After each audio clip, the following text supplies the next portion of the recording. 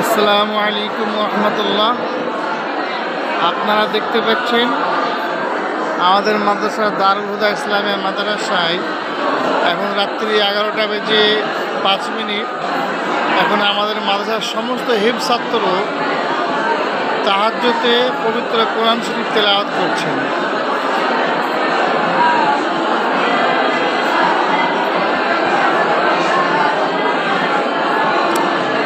এইভাবে প্রত্যেক দিন যে আমুকটা ছাত্ররা শোনায়, প্রত্যেকটি ছাত্রকে তাহাজ্জুদে নামাজে সেই পারাটা পড়া বাধ্যতামূলক।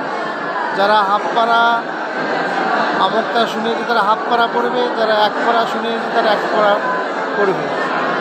আলহামদুলিল্লাহ, এইভাবে পবিত্র কোরআন শরীফ তেলাওয়াত করার কারণে আমরা অনেক ফায়দা পেয়েছি।